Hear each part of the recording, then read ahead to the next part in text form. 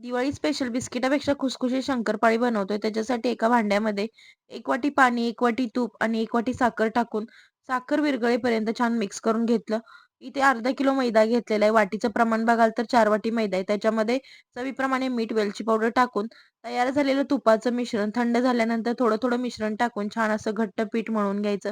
तयार पीठ आपल्याला अगदीच जास्त कस लावून मळायचं नाहीये. नॉर्मल आपल्याला हे पीठ मिक्स करून घ्यायचं आहे.